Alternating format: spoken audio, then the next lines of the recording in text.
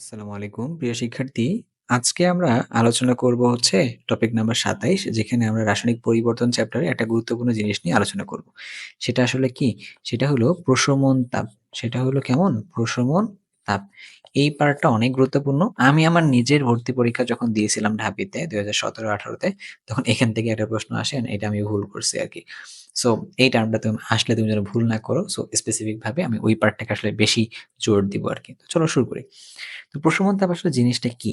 এটা আসলে যখন তুমি একটা অ্যাসিড বেস যখন বিক্রিয়া করাও, যখন তুমি একটা অ্যাসিড আর বেস যখন বিক্রিয়া করাও, তো তখন কি উৎপন্ন হয়? একটা সল্ট আসে, পাশাপাশি ওয়াটার আসে, তাই তো? তো এই প্রশমন তাপের ব্যাপারটা হলো কিরকম?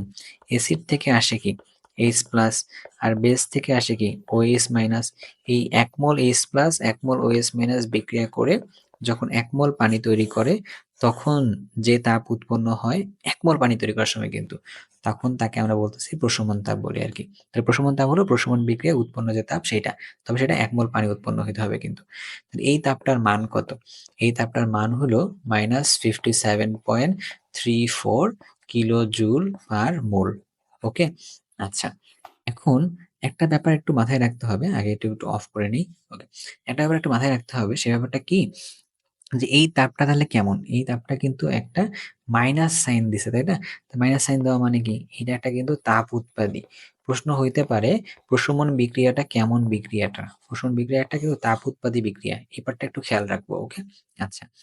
এবার এখানে একটা জিনিস তোমাকে বলে রাখি আবারও। যদি তুমি কখনো দেখো যে ২ টা H+ তারপরে হচ্ছে কি ২ টা OH- বিক্রিয়া করছে, বিক্রিয়া করে ২ মোল পানি তৈরি করছে। যদি তুমি কখনো এরকম দেখো, ঠিক আছে? যত মোল পানি তৈরি হবে, প্রশমন তাপের মানটাকে কিন্তু তত দিয়ে গুণ করতে হবে আরকি। তাহলে এই জায়গায় ΔS এর মান তাহলে কত হবে? মাইনাস, আগে ২ দাও। ২ ইনটু মাইনাস 57 পয়েন্ট, ওকে, 2 ইনটু মাইনাস 57.34, ওকে? তার মানে তখন কত আসবে? -114.68 কিলো জুল। ওকে? এটা কিন্তু পার মোলে না, তাই না? এটা কিন্তু হচ্ছে কত কিলো জুলে আসছে তত। তার মানে যত মোল পানি উৎপন্ন হয় তত। এই ব্যাপারটা তো বুঝলাম। এটা হচ্ছে নরমালি একটা প্রশমন তাপের মানটা। তাহলে এবার এখান থেকে প্রশ্নটা কেমন হয় একটু জেনে রাখো আরকি। এই জায়গায় তুমি যদি একটু খেয়াল করে দেখো, আমাদের এসিড বেস গুলো কেমন হয়? এসিড থাকে আর বেস থাকে, তাই তো? আর ধরো যে আমরা ১ মোল পানি তৈরি করতেছি। ধরে নিলাম আমরা যে পানি তৈরি করতেছি এখানে কত মোল? ১ মোল পানির জন্য আরকি। ১ মোল পানির জন্য কাজ করতেছি আমরা। কত মোল বললাম? ১ মোলের জন্য কাজ করতেছি। তাহলে এই অ্যাসিডটা ধরলাম আমরা একটা স্ট্রং অ্যাসিড নিছি, আর বেসটাও নিলাম আমরা একটা স্ট্রং বেস নিছি। এক্সাম্পল বলতে পারবো না? পারবো। HCl and sodium hydroxide. তখন এদের জন্য ১ মোল পানি তৈরির ক্ষেত্রে প্রশমন তাপের মান কত? -57.34 কিলো জুল পার মোল। ওকে? আচ্ছা, এটা হচ্ছে ১ নাম্বার ব্যাপারটা। কিন্তু আমি যদি এখানে HCl ধরো দিলাম, বাট আমি যদি এখানে আ ওকে, আমি যদি বেরিয়াম হাইড্রোক্সাইড দেই, আচ্ছা খেয়াল করে দেখো, এর সাথে যখন দিব তখন কিন্তু ১ মোল পানি তৈরি হবে না। তখন এখানে কত মোল হবে? ২ মোল পানি তৈরি হবে। ২ মোল পানি তৈরি হবে। ২ মোল পানি তৈরি হওয়ার জন্য এটাকে গুণ-টুন করে দিলে কত আসবে এখানে? ১১৪.68 আসবে আরকি। ব্যাপারটা এরকম না?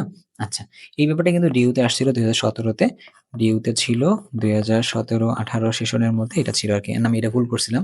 আমি ভাবছিলাম যে এসিড বেস মানেই মনে হয় -57.34, বাট আসলে এটাকে ২ দিয়ে গুণ করতে হয়, এটা আমি আসলে জানতাম না। ব্যাপারটা হলো এরকম।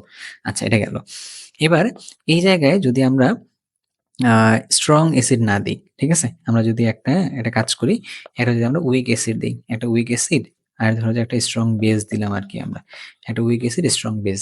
এক্সাম্পল যদি একটু লিখতে বলি তোমাকে, লিখতে তো অবশ্যই পারবা এখানে। আচ্ছা, আমার মনে হয় তুমি লিখলে এটাই লিখতা। CH3COOH, আর এখানে তুমি কি দিতা? Sodium hydroxide. এটা বিক্রিয়া করলে কি ১ মোল পানিতে তৈরি হইতো?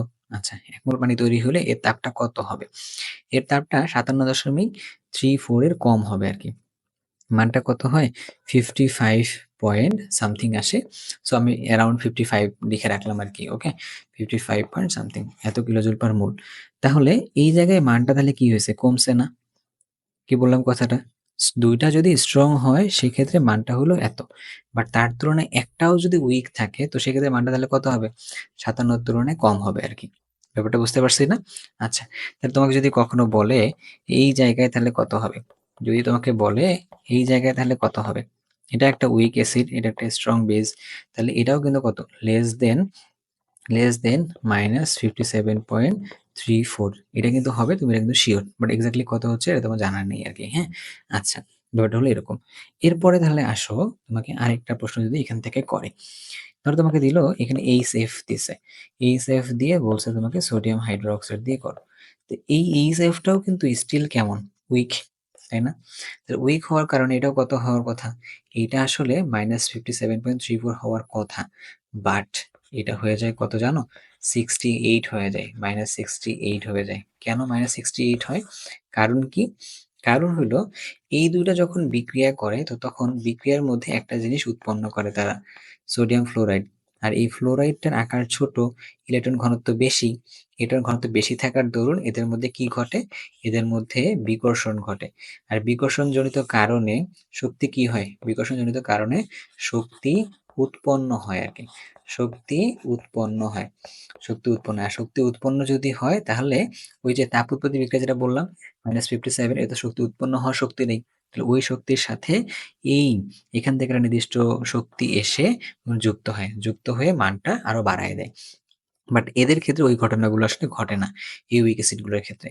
এইজন্য তোমাকে প্রশ্ন করতে পারে চাইলে যে কোনটার সাথে কি ঘটনা ঘটছে। ধরো আমরা সোডিয়াম হাইড্রোক্সাইডটাকে ফিক্সড রাখছি। রেখে যদি আমরা সোডিয়াম হাইড্রোক্সাইডের সাথে HCl দেই, তাহলে মানটা কত? 57 -57 ধরলাম। হ্যাঁ? আবার যদি এর সাথে আমরা কি দেই? এর সাথে যদি আমরা CH3 COOH দেই, তখন মানটা কত হবে? -55 হবে আরকি। যদি এই জায়গায় আমরা এটা না দিয়ে আমরা যদি HF দেই, তখন মানটা কত হবে? -68 কেন? এই জায়গায় মানটা আসলে উইক হওয়ার পরেও বাড়ছে বিকর্ষণের কারণে। আর এটা উইক হওয়ার কারণে কমছে। এটা আসলে কি ২ টাই স্ট্রং হলে এটা হয় আরকি। আর যদি আমরা সোডিয়াম হাইড্রোক্সাইডের সাথে H2SO4 দিতাম, তখন তাহলে কি হইতো? -114 হইতো আরকি। কেন 114 হইতো? কারণ এখানে ২ মোল পানি উৎপন্ন হবে। সো আমার মনে হয় তুমি যদি এতটুকুকেও তুমি যদি ভালোভাবে মনে রাখতে পারো, তাহলে তুমি একটা এক্সট্রা এজ পাবা, যা দিয়ে তুমি এই টপিকটাকে খুব সুন্দরভাবে শেষ করতে পারবা আরকি। আচ্ছা। তো এখান থেকে প্রশ্ন আসলে ভাই অবশ্যই ভুল করব না। আমরা যেন সবকিছুকে মাথায় রেখে সুন্দরভাবে আগায় যাই। তো তোমার জন্য দোয়া করি, তোমরা ভালো করো, নিজের স্বপ্নের জায়গায় সুন্দরভাবে পৌঁছে যাও। আমি যে ভুলটা করছি, এই ভুল তুমি যেন না করো। তো এখানে একটা তোমাকে একটা জিনিস মজার একটা জিনিস বলে রাখি। তোমরা যখন পরীক্ষা দিবা, তখন তোমরা তো কিছু না কিছু ভুল করবা, তাই না? আমরা তো কেউই আসলে ভুলের ঊর্ধ্বে না। তবে একটা জিনিস মাথায় রাখবা, তুমি যে জিনিসটা ভুল করতেছো, এই জিনিসটা তোমার পরবর্তী প্রজন্ম বা পরবর্তী কাউকে অবশ্যই মেনশন করবা যে, "ওইটা আমার ভুল ছিল।" তাহলে মানুষের ভুলগুলোর থেকে যখন অন্য মানুষ শেখে, তো তখন এই শিক্ষাটা কিন্তু অনেক পার্মানেন্ট থাকে। তাহলে তুমি এই ভুলটা যেন না করো আরকি। ওকে? তো আমি আরেকবার বলে দিই আমার ভুলটা আসলে কোথায় ছিল? ভুলটা ছিল এরকম যে যত মোল পানি তৈরি করবে অতর সাথে আসলে -57.34 টাকে গুণ করতে হবে। তো আমি সেটা করি নাই। তো তোমরা যেন এটা না করো, ওই জিনিসটাকে নজর রাখবা আরকি। সো আজকে এই পর্যন্তই। আল্লাহ হাফেজ। দেখা হচ্ছে পরের কোনো ভিডিওতে।